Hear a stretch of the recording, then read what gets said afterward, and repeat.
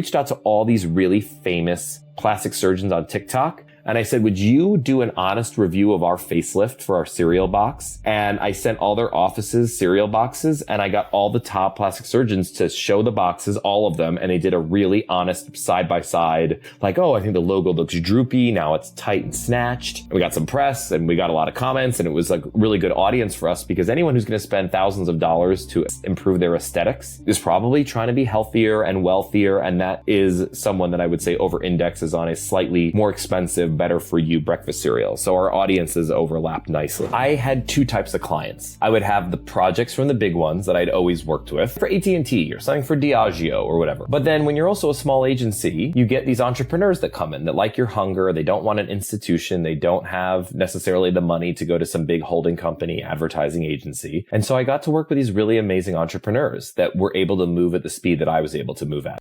Are you looking to get the most value from Salesforce? I highly recommend you check out the Salesforce Success Plans, which are designed to maximize ROI on your AI, data, and CRM investment. With 3 levels of success plans, standard, premier, and signature, you have access to the right expert guidance and support you need to achieve your business goals faster. To learn more, visit sfdc.co/sfsuccessplans. Hello, everyone. Welcome to Experts of Experience. I'm your host, Lauren Wood, and today I'm speaking with Ian Wishingrad, the co-founder and CMO of 3 Wishes Cereal. Ian is also the founder of an advertising agency, Big Eyed Wish, and a podcast host for Adweek's I'm With the Brand. He has a deep background in branding and advertising, working with some of the largest brands, such as AT&T, Nike, and Nestle, just to name a few. Today, we're going to explore how Ian has applied his expertise in the advertising industry to his own multi-million-dollar brand, and of course, how customer experience has played a role. Ian, how are you? Hey, Lauren. I'm good, thanks. Thanks for having me. That was nice to hear. You have a wonderful background, and I'm so excited to dive into it. But to kick us off, I'm really curious. So you've been working in advertising for a long time, pretty much your entire career from what I have gathered. And then you decided to start a cereal brand. Tell us the story. What happened there? That is accurate. I've been doing advertising since I was a sophomore in high school. I have super duper ADHD. And I remember my mom would take me to a psychologist and get tested, and I had 29 of 31 attributes. And ADHD is good and bad. It's great for advertising because I get to work on multiple clients at the same time. I'm asked to be creative, so I'm literally letting my mind scatter all the time and just keep coming up with ideas for brands. And so that is just like kind of a good profession for me, and something I really enjoyed doing. And then adding entrepreneurship on top of it worked out really well, because when you have to be employed, even at an ad agency, you have to kind of move at a certain pace. And when you want to just move insanely quickly, you're best just kind of working for yourself, is just what I found. And so I started the agency about 10 years ago, and it was just like it was like sitting in a budget version of WeWork, hacking along. I remember getting my first $5,000 retainer, my first $20,000 project, my first $75,000 project. Like, these were just like moments in time for me. And at the same time, I started to date a girl, which is now my wife. And so there was just this like entrepreneurial, super gritty, super nerve-wracking few years of getting going. Then the agency started to get going, which was really exciting. And you're hiring people and you're like, wow, this is happening. This is so cool. And then I had 2 types of clients. I would have the projects from the big ones that I'd always worked with, like you do something for AT&T or something for Diageo or whatever. But then when you're also a small agency, you get these entrepreneurs that come in that like your hunger. They don't want an institution. They don't have necessarily the money to go to some big holding company, advertising agency. And so I got to work with these really amazing entrepreneurs that were able to move at the speed that I was able to move at. Let's come up with a name. Cool. Let's create the packaging. Cool. Let's create the look and the feel. And then all of a sudden, the really successful clients that are entrepreneurs, these products are everywhere. And I've seen my product. I get to see my work out there in Petco and PetSmart. We've created branding for Kevin Hart and his restaurants. We did stuff for Dos Toros. It's really exciting to just see things you've created live in the world. And I think in the back of my head, people always think the grass is greener. You're like, oh, I'm an agency. But then the chief marketing officer rotated off and you get a client, you lose a client. You get 3 clients, you lose a client. And it felt like that's kind of the inevitable path of growing an agency. I enjoy the work. I enjoy the process. But I think everyone in an agency thinks it's easier to just, I wish I had my own brand. I'll just do my own brand. And so my wife and I definitely thought it would be cool to have our own brand after seeing the success and having so much fun building brands for other entrepreneurs. And then when my son was 6 months old, my wife came up with the idea of cereal. And it was an instant yes. And this was also the era of every industry that you never thought was disruptable was getting disrupted. Like Casper's doing mattresses and Dollar Shave Club and Harry's are doing razors and Siete's doing tortilla chips and Bonds is doing pasta. And you're like, oh my gosh, it just feels like I grew up and it was boomers. And so quickly it was going to be a millennial takeover. And we didn't want any of that old stuff. And we wanted to reinvent and disrupt everything. So I was excited to be part of this and wanted to do something, but I didn't have that idea. And then when my wife said cereal, I'm like, oh, perfect. That's another humongous category that is in decline, that has had no innovation, that is owned by a handful of big players. So the entire kind of strategy was set. It was like, this is a good opportunity. And then from there, we just did what we did and, tried to make it happen. Mm-hmm. Oh, that's wonderful. I mean, and so tell us the 3 wishes, the 3 kind of pillars that the brand stands on. So we kind of went against our own advice from an agency point of view. So if a client came to me and said, I want to stand for 3 things, I'd be like, no, consumers don't have the attention span. You'd be lucky if they remember one thing about you. Clients are always drinking their own Kool-Aid. Pick what you want to be. You're grain-free, you're grain-free. Or you're high protein, you're high protein. But the truth was, we could have been like the only grain-free cereal. But that's not why people were leaving breakfast. They didn't think grains are bad for them. That's not out there. They knew that it was very sugary. And at the same time, they knew that it was empty, sugary calories. So it was extremely difficult for us to actually do the branding for this, because how do you say 3 things? And so my wife and I got married at the Central Park Boathouse, and we lived near there, and we had another name we were going with. And we had a trademark issue. So we had the packaging done, and then we had a trademark issue. And we're like, oh my gosh, we're going to launch soon, and we're back to square zero. We're back to square one. So in that, we sat outside where we got married with our little kid in the stroller, and my wife said, what about 3 wishes? And at the same time, when we had our first son, my wife used to be very big on social, not big meaning having a lot of following, but she was just very open and sharing. And when she got pregnant, she felt like she wanted to kind of be, just be private and closed off. So for a lot of people, she posted on Instagram and there's a little baby holding a necklace and her caption was 3 wishes. And it was like, oh, we're the Wishingrads. We were 2 of us. Now we're 3. And 3 wishes was a double entendre because it's 3 wishes. And the 3 wishes are high protein, low sugar, grain free. And I'm like, oh, that's no way we can get 3 wishes. Trademarks are so hard. So many names are taken. I ran back to my apartment to go on uspto.gov to do the trademark search. And it's a terrible website. So doing it on the phone was a waste of time.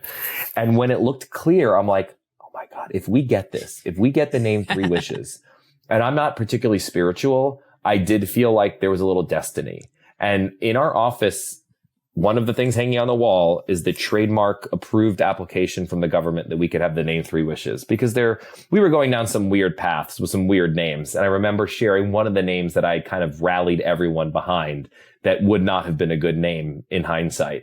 And I ran it by a friend of mine who wasn't drinking the Kool-Aid and too close to it. He goes, are you crazy? What happened to that other one? I'm like, okay, you're right. And then we went back to the drawing board and came up with 3 wishes. So anyway, that's the story. I love it. Who would you say is your key customer? Millennial parents. Mm-hmm. People who have children and they're like, I know you want to eat cereal, but I'm not giving you that other crap. Exactly. We de-guilt it. The same people that do Annie's Organics and all the swaps. You could go, if you go to a certain parents' homes, you could see they're trying to do everything. They're trying to do a better version of everything, and we fit that. Now, obviously, tons of people buy us with for a whole other host of reasons. But as a brand, if you're trying to be everything to everyone, you're really nothing to everyone. So we try to look through the lens of millennial families, even though there are people that are trying to lose weight or have diabetes or are weightlifters or have celiac disease. There is a whole host of people, but that is definitely in terms of who we target. That's who we target. Mm-hmm. Cool. And it sounds like, well, obviously you're also your customer. So you know your customer best. Absolutely. That is very true. So I saw that Forbes had listed you as one of the top 100 most customer-centric companies of 2022. I'm curious to get your thoughts on why that is. What brought you onto that list? Well, to your point, I think we're one of the few brands, like you said, we are the customer. We're talking to ourselves in a way. We know exactly what other moms and dads are thinking about. We're not owned by Kellogg's or General Mills and on some cross-functional marketing team trying to do it. We are very authentic, which is a huge advantage in brand building and anything. People are kind of see through it all now. We're not in that era anymore. Social media and the level of transparency. So just the fact that we're fighting, we understand like there are compromises. So if you're a big company and you're looking at us or other cereals that have come into the market, you're trying to find a way to replicate our product or make it less or compete with us. But we understand that a mom looks at the ingredient panel. She turns that box. It's not just 8 grams. It's not just any times of 8 grams of protein or any types of 3 grams of sugar. They want to see the ingredients. They want to see few ingredients. They want to see names they know and pronounce. And so the fact that we work so hard to make something that passes that level of scrutiny is, I think, why people consider us customer-centric. When you look at everyone who's come to knock us off or compete, you could see where they're making the compromises and cutting the corners. And so I think that level of care into the product is why, people would say that. Yeah. It's so interesting because the package is like, that's really your main connection point with your customers predominantly. You do sell on your website, but for the most part, you're selling in retailers like Whole Foods. I think I saw Costco as well. I mean, you're kind of everywhere. And so it's how you're literally designing your package to the needs that you know your customer has. That is really where you're on point and people are obviously valuing you because you've been blowing up. I appreciate how much you do notice all of that because so many people are like, oh, so you're mostly online, right? I'm like, no, not at all. I don't know why you say that. So, you're totally correct. And the packaging is everything. I mean, some other brands, we have like a massive billboard, right? Like a can of soup is small or a spice or whatever. This is huge real estate in a grocery store. So we knew that this was our advertising. Yeah. And we really worked very hard on the branding to thread this needle of trying to create a certain emotion. And what we wanted to be was we wanted to look new and youthful and transparent and functional. So there's actually, it might look like the packaging might look somewhat busy. But at the same time, it's extremely clear. And so you could get what you want when you look at it. You understand the macros. You understand what we're selling.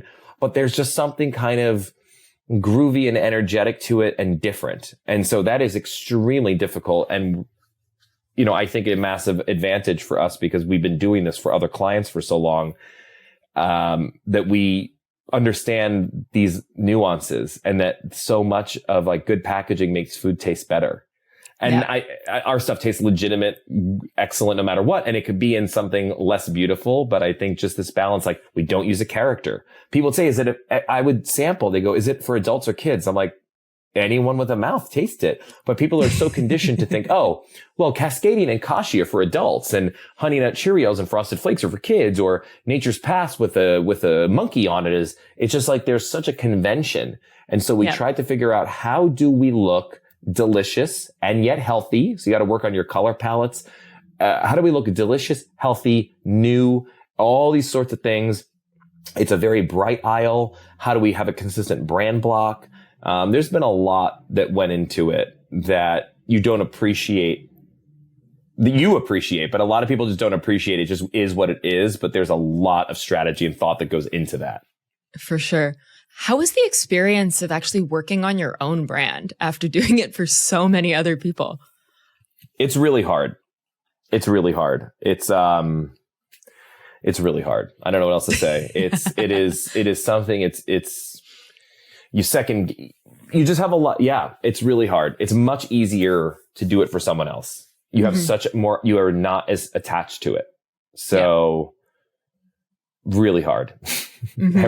Everything's harder than I thought it would be ultimately. Yeah. I mean, I can only imagine, especially creating a product that really hasn't been on the market. I mean, there are some others that I think you could probably say are similar in the terms of like low sugar content and just being healthy cereals. But I can only imagine how difficult it was to actually develop that product and actually make it taste good, because very hard. Trying to do a lot. Yeah. I totally was incredibly naive at how difficult it is to actually make it. I was like, oh, we're a good agency. We're cool. We'll just get a formula, find a food scientist, do it. We'll put it in cool packaging. I'll sell it in and wow, boom. Oh my God. It was like the most, it took 2 years. I can't believe how long it took. It took 2 years to make the product, to get it right, to get it ready for commercialization. Everything is just incredibly difficult. So once we realized there's kind of two things. Once we realized how hard everything is, you want to be so diligent and responsible about how you grow and do this, because I used to think like, oh, we'll build this brand, grow it, flip it, sell it. We'll build another brand, grip it, flow it, sell it. Like, oh God, this is like so stupid. If you could ever make one real brand that really resonates, that gets to America, that penetrates pantries, that people know and love, wow, insane. And now we're in an environment also that's become difficult for a lot of other brands that haven't operated with as much care and over their expenses per se, because it was a very just like, oh, let's raise money. And that's never been our mantra. So, anyway, it's really hard. Mm-hmm. I can only imagine. I mean, being a solopreneur myself, like working on my own website is literally the hardest thing. Like, I'm I can't write this sentence. I can't write the sentence about myself. I need someone else to do it. So I can only imagine when you're. That is very typical. That's typical. Yeah. I mean, I employ some designers and they all always like help each other do each other's websites. Everyone's so close to it. So, but you get it. That's exactly what it is. Fully. So I'd love to talk a little bit about your retailer relationships, because I can imagine, I mean, they're kind of your biggest customer in a way. They're buying so much of your product. How have you approached that relationship from a customer experience standpoint? Asking about the relationships with the retailers is another astute observation, because they are so much the customer. We have two customers at all times. We have our buyer and we have the shopper, and you need both big time. It's very hard to work without them in concert. So the good thing is the background I've had of client service, you try to win a customer over, you get a chief marketing officer to give you a project, and how to client service and communicate effectively, not waste their time, be very, just kind of manage clients. I think I look at the buyers like clients and know how to take care of them. My team knows how to take care of them. And I think really being very effective communicators and being really mindful of their time is much appreciated. And knowing that we need to bring the same way I would bring like a great tagline or a campaign to a brand, I'm trying to bring some excitement and sizzle to them. So I share along the journey, like, oh, we did this buzzy stunt. They're like, oh, that's cool. I drove them into the store here. Just think like, I got to show them that I'm putting the effort in. And so ultimately they have a lot of discretionary power, because if you go into a grocery store and we're not at eye level, or we're near the floor, that is really tough. And if they like you and they choose to take 6 SKUs over 3 SKUs, I mean, that's game changing for us. So we work extremely hard on our relationships, and Margaret and I manage all of them personally. So that's a huge thing, because if they put you front and center, you're going to do really well. And so we work really hard to make sure we're front and center, and we're really good partners with them. Are you ready to navigate your AI future with confidence? Salesforce Professional Services partners with you to design a well-architected platform built with out-of-the-box capabilities that allow you to scale with speed and flexibility. To learn more, visit sfdc.co/sfproservices. So it's about the personal relationship. Absolutely. Yeah, I can only imagine how that is something that is so incredibly important. And I was reading that when you got put into Whole Foods, you were national really quick. What would you say was the reason for that? Well, as I said, there's two parts. You need the customer and you need the buyer. So we did the thing that I was most excited for. There are a few moments, I would say, or signs that you're like, oh my God, this is working. Yeah. Coming from an agency background, I would build brands like Three Wishes, but they would never have the budget for then me to activate them, right? They'll do the packaging and then you hand it off to them. Yeah. Like that, we don't have a budget to go start running TV commercials. Like I said, if we wanted to go raise a fortune, but we didn't want to do that. We didn't want to build a brand that way. So we needed it to just work. We needed it to good packaging, good product. It needs to be on shelf and it just kind of moves. And we're very lucky. Good product and good placement and good price and good promotion. It worked. So it worked in the Southern California region. It worked in the Northeast region, and they had enough good data points. Now, obviously we did stunts. We moved the needle. We did some social media, but very grassroots stunty. It's not like we threw money at the situation. We just, they liked us. They needed, people really needed us, honestly. Like Whole Foods, I need a cereal. There has not been innovation. So we really also, where there's been a proliferation of other cereals, they all went direct to consumer. We went direct to store. So that was it. We knew winning on shelf. There's very scarce real estate in a grocery store. There is endless aisles on the internet. So we knew being first to market, first to shelf was huge. Because if you're doing well, they're not going to kick you out. They might kick someone else out and add some other person, but if you're doing well, they're not removing you. They always try to, clip the cereals that aren't moving as well and then put in ones that are doing well. So we did well, and doing well at success breeds success. And so we did well, and then they took us national. That was huge, because normally the cadence is you go one region, then you go 2 regions, then you go 3 regions, and then you might hold at 3 regions, and you beg Whole Foods to take you national. So we were very fortunate that after 2 regions, we were able to go national. We were working on the 3rd region, but then we did the national review and they took us. How have you changed your product since launch? And I'm curious specifically around customer feedback or retailer feedback. Have you made adjustments based on things that you've seen from your customers? No. There's always slight processing tweaks, but just truly I think the product's better now than when we launched. But marginally, we made it softer or something like this. But no, it's been, nothing has changed. Wow, that's great. Yeah. And how about, I'm just curious because I'm not as familiar with physical products, especially physical retail products. Do you have people reaching out to you? Do you have a customer service team? Or is it? Oh, yeah. Yeah. Okay, go ahead. I'd love to hear more. Reaching out with questions all the time. Oh my gosh. Yes, of course. DMs and hi@threewishescereal.com. Every day there are questions and questions. So what we've done to be organized is we have, most of the time the questions are the same.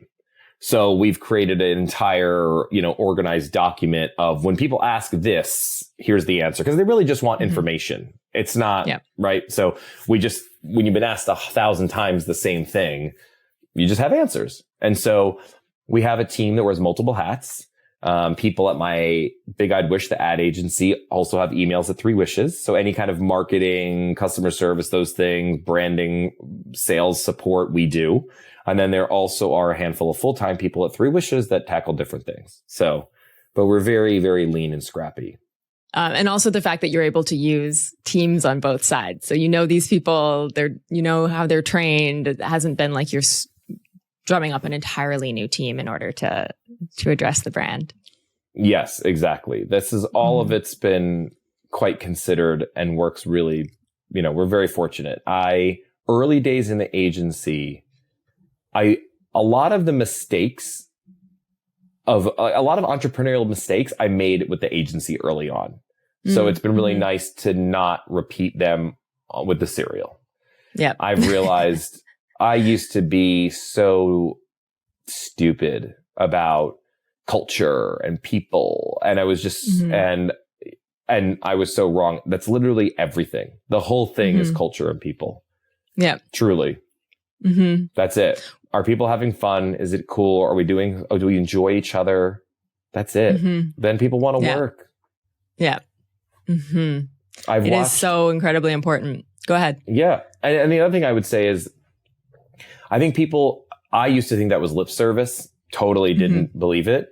And then you also see a lot of the other brands that they got early on the fundraising, and they did the fundraising and they were burning cash and they weren't profitable, and they just keep raising and raising. And eventually what happens is you feel really good because you raised some round at a big valuation that is truly impossible to meet the next. Like, it is just, you watch that with so many brands. And then the founders are under insane pressure to make a number that's never going to be made. And then they totally self-immolate and kill their employees and culture because I'm calling it slow and steady is not fair, because we're basically almost in every door and we've done so much in only 4 years. But compared to just a rocket ship of cash behind you, it does feel more deliberate and slow and steady. We've allowed ourselves to just let the brand quickly but organically grow, and haven't had to do any what are we going to do? And flipping tables and just crazy founder behavior that we've read about in all these different takedown pieces, because they were great people that got, in a pickle on the funding side. So we've never had, the agency is just owned by my wife and me. It's us. There's no investors or anything. We did a small little, friends and family round, but then she's done such a killer job of operating the company and being profitable that allows us the freedom to be able to kind of keep charting our own path and making the right decisions for the brand, as opposed to some kind of ticking time bomb timeline that's over our head.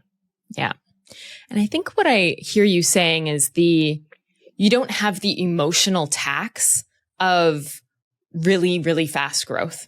Like, when I've been in those hyper growth environments, and it's super fun and exciting to be growing, but there's also a lot of stress on the people, and there is a lot of stress on the leaders, which trickles down to kind of everyone. And there's a big emotional tax. It is expensive to have that level of stress within an organization. You may be showing great numbers, you may be moving really quickly, but the people don't feel good. And in the long run, I think it can come back in negative ways, such as people leaving or getting bad reviews, getting takedown pieces. I mean, that's kind of one of the worst case scenarios, but it's definitely something that I think is so important when you're building a business, to really build the trust of your people and have that internal culture of trust. Amen. Agreed. Yes, exactly. All of those things. And we set really ambitious goals, but they're ambitious goals within the confines of what we believe is achievable. And then we've asked ourselves, okay, so what if we raised a ton of money? What would we do? And it just feels like things that will totally artificially inflate the brand and not grow a real one. Our names are Wishingrad. It's 3 wishes. It's our family. I think we feel like we have something really awesome here. We want to do this really well. I don't want to squander this. This is our faces are on the box. I feel like we feel a responsibility to be really good stewards over this brand and business. I love that. So as this is a show about customer experience and how we create experiences for our customers, I want to ask the question kind of off the 3 wishes topic and more just about what you've seen. What is a recent experience that you've had with a brand that left you really impressed? Funny you say that. I am the most unimpressible person because I'm a creative. At my heart, more than anything, I'm just a creative advertising guy. That is in my soul. If my dream job would just be people bring me briefs all day long and I'm just sitting there and I get to come up with buzzy ideas, pitch them to clients and execute them. That is what I absolutely love doing. The same way someone else would want to, I don't know, whatever. I don't know, play golf. So there have been very few things that I think are actually clever and smart and effective where I feel like they won. And when I do, I find the marketer and I just say, good job. And I sent a note yesterday to the CEO of Solo Stove because I got tricked by this. I don't know if you saw this like a week and a half ago, Snoop Dogg put on his Instagram that he's quitting smoke. And then he wrote like, please let my family and I have privacy at this time. And I'm like, oh shit. Does he have lung cancer? Like, what's going on? I totally believed it. I didn't go dig into it, but I saw the news. Everyone was talking about it. He was trending on Twitter. Snoop is not smoking. Like, that's his whole persona. And when it's like, hey, please let my family and I have privacy, like, okay. And then a couple days later, it comes out that he's doing something for Solo Stove because Solo Stove is a way you get heat without smoke. I'm like, oh my God, that's unreal. That's the best thing I've seen in years. So I found the CEO, I linked in with him, and then I wrote him an email and I just said, awesome. That was great. That was amazing. So that is something I could tell you recently. And then I'd say a lot of the stuff that we've done, I'm really proud of. So we have had 3 versions of our box. If you look closely, if you're zooming out, it's all the same brand. We've done tweaks. We just keep making it look better. There was V1, V2, and then our new one in market is V3. And when we went from V2 to V3, it was very slight. And I'm like, no one's going to write any stories about us giving ourselves a little bit of a brand facelift. That's all it was. We like cleaned up the packaging. And I'm always looking at other brands, and I see all the time when they're tweaking the package and change it, make avocado oil larger or whatever. It's not worthy of any ink. But I thought, okay, it's a facelift. And I see all these plastic surgeons on TikTok that are always doing before and afters. Like, I didn't do the work, but I do think Kylie Jenner has her lips done, and Ariana Grande had a brow lift. So I reached out to all these really famous plastic surgeons on TikTok. And I said, would you do an honest review of our facelift for our cereal box? And I sent all their offices cereal boxes, and I got all the top plastic surgeons to show the boxes, all of them. And they did a really honest side by side, like, oh, I think the logo looks droopy. Now it's tight and snatched. And so that was really fun. We got some press and we got a lot of comments, and it was like a really good audience for us because anyone who's going to spend thousands of dollars to improve their aesthetics is probably trying to be healthier and wealthier. And that is someone that I would say over indexes on a slightly more expensive, better for you breakfast cereal. So our audiences overlapped nicely. So that was fun. For sure. I love that. I saw you also did a drive-through taste test during COVID that you got a lot of press for. That was our most viral for sure. Yeah. I was just sitting around. So basically we launched October 2019. Every weekend, multiple days, I would just be in the store sampling. We were hiring other people to do sampling. It's an incredible, effective way of moving product when you haven't, hey, what's a new cereal? It's healthy cereal, bet it doesn't taste good. Sir, try it. Oh my God, it's delicious. Billy, do you like it? Great, buy it. So we'd sell so much cereal by sampling.